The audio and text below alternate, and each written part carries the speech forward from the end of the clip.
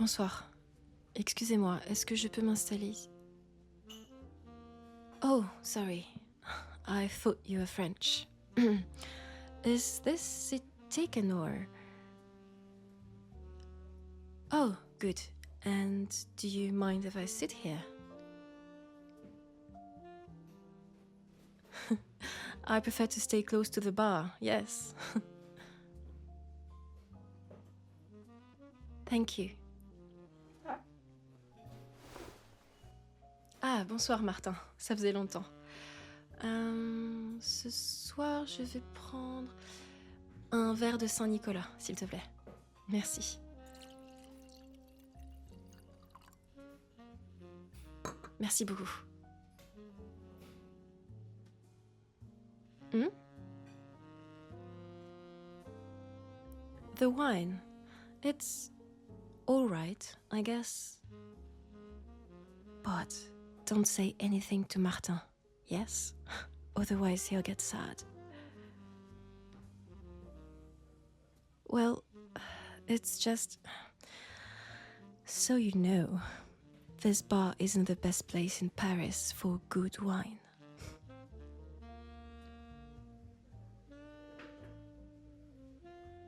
Why do I come here then? Because I like it. It's cozy, the music's nice, and so are the people who tend to it. And you get to meet interesting new faces. Perfect for a lonely Wednesday evening.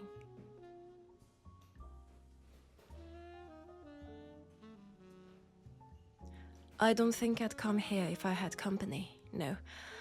I would rather go for a nice walk along the Seine, look at the most beautiful monuments in the world.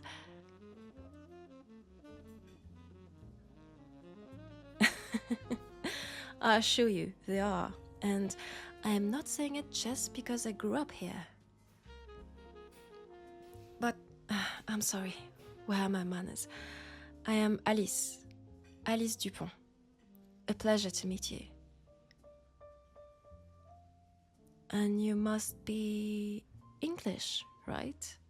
I can probably even say London.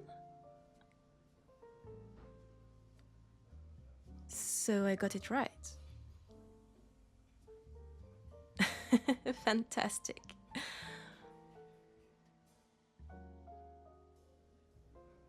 Oh no, I've never been to Albion. Never left France, actually. But I've heard many English accents, and with time, I learned about your particular one.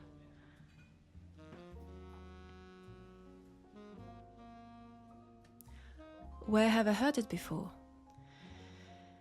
From soldiers.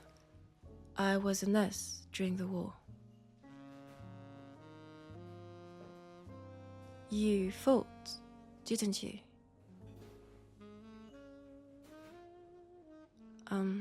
The scars on your face. Shrapnel. The guns aren't too deep, which means you went too close when the explosion happened. And you're lucky. It didn't alter your face. Not much. It just left a permanent physical mark on you. Probably not as serious as the one left in your mind and soul. I'm sorry. I shouldn't have started talking about this. My bad. I don't want to darken the mood.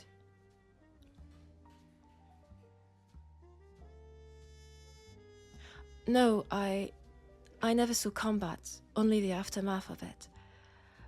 Not the worst, but it wasn't a pretty sight either.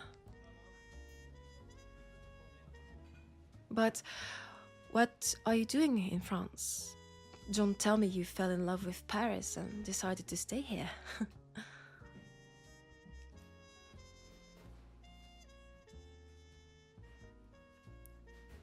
No, it's just... You know how much the French and the English enjoy teasing each other.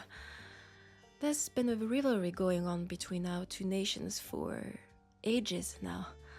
So it's always fun to see an Englishman in Paris and seemingly enjoying it.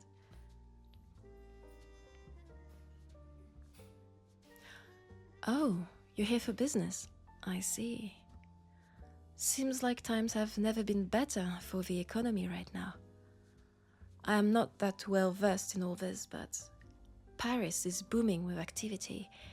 New shops are opening every day, new buildings are being built, tourists are coming over.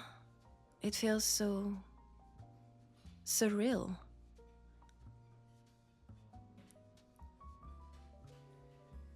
Yes, exactly. The war ended only 4 years ago, and it feels like it never really happened, that it was just a very bad dream. Me? Yes, I'm from Paris, born and raised. I know the place like the back of my hand, though things are changing so quickly here that it's not easy, even for me, to keep up with all the change.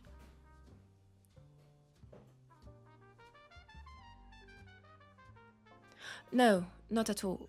I think that, on the contrary, seeing things move and transform is good for everybody.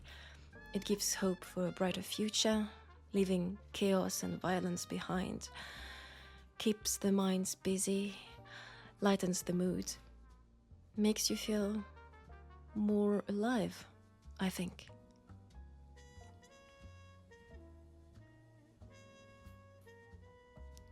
Do I feel more alive myself? That's a difficult question. I'm not sure. I found that after what we all went through, it feels like we're all desperately looking for something else, something new, something more exciting, something that keeps our minds busy from death and suffering. All the hard times that were brought with the war, so we try new things, we dance, we laugh, we sing.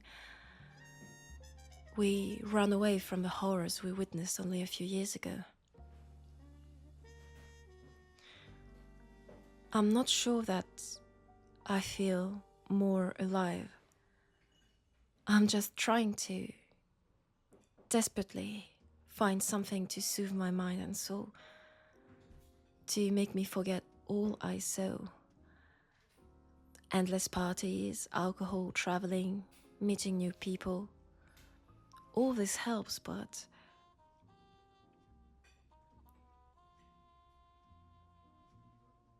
no, I don't think we'll ever be able to erase what we saw from our memories.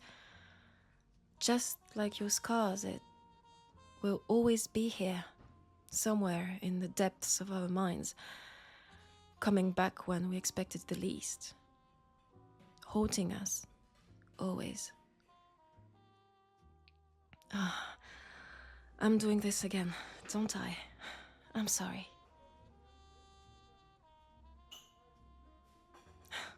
Thank you. I guess you understand this more than anyone else. Well, at least people who didn't fight. Would you like another drink? What's your poison? Wine? You're sure? Remember what I told you earlier. Wine it is. Martin, 2 verres de Saint-Nicolas, s'il te plaît. Merci.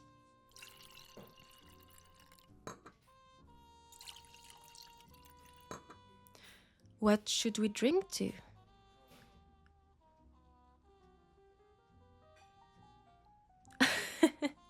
I like it.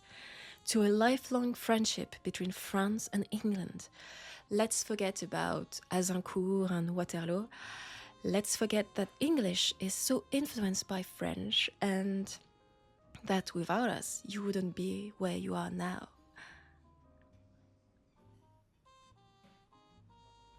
No, I'm not making this up. Stay focused, sir. So, to us? How could our two countries still dislike each other after such a nice toast? I wonder.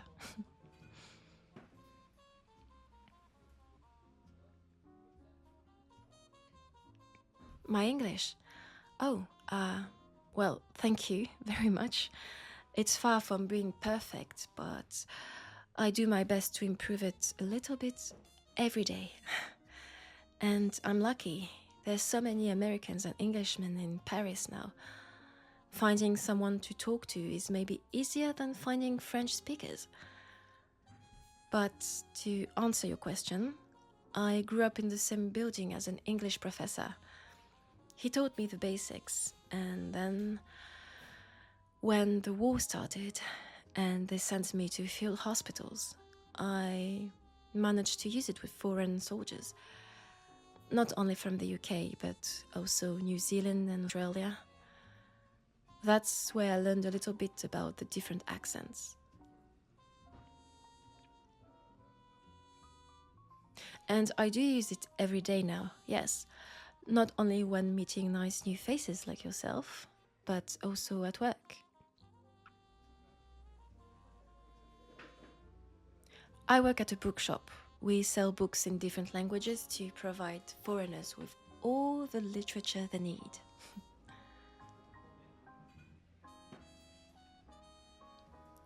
I love this job. I've always loved books. Wanted to become an author myself, but never really got the courage to. Well, actually, I'm not sure I still want to do it. Why? A lot of authors come to our shop, either to find new publications, or they use the place as their mailbox. I've spent some evenings with them, and I am nothing like any of these people. They're so otherworldly. Their minds seem to be a million miles away, never thinking like the average people, like me. They connect dots so quickly. They know so many things, old and new. They've read everything. They have this aura, something I'm afraid I'll never be able to have.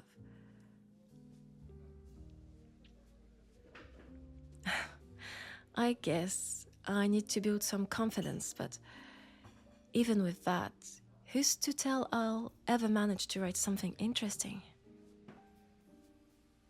Sorry, I don't want to bore you with all this.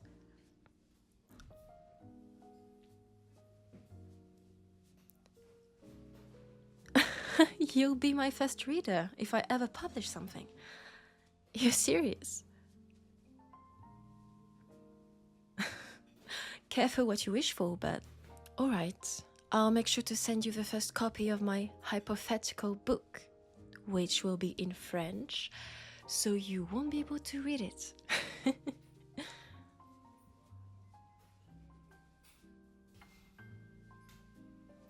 I do have an idea, yes. Not fiction, but something more in the lines of testimonies from soldiers, nurses, and all the people who worked hard and sacrificed their lives for the country and who received nothing from the government for it. Not even a thank you. I want to focus on we call them les gueules cassées in French, broken faces in English. Those who weren't as lucky as you and got their bodies destroyed in combat. I don't know how things are doing in the UK, but here in France, the government does nothing for them. So many are left behind. Their families don't want them anymore. They have to beg on the streets, resort to alcohol and drugs to escape reality. This whole situation, it infuriates me.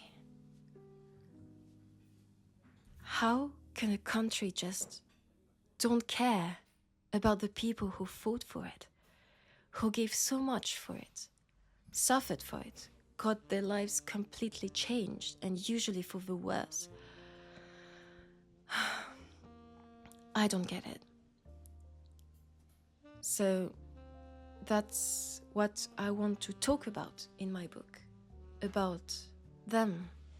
Those who helped and got nothing in return. To make their voices heard, for the rest to know they exist. To make their sacrifice acknowledged and known. That would be a way for me to thank them and you for your service. All you did for our countries. Even though I haven't seen combat firsthand, I know what happened there. The trenches, the butchery, the screams, the pain, death. It feels so ridiculous to say it, but compared to what you went through, but thank you. Thank you very much for all you've done. And the least I can do is to pay for your drinks. No, I insist. Plus, French hospitality. I'm sure you've heard of it.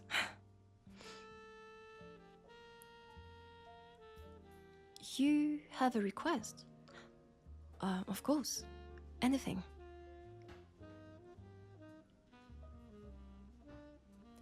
Oh, I see. A dance. I would love to. Just make sure not to walk on my feet, please.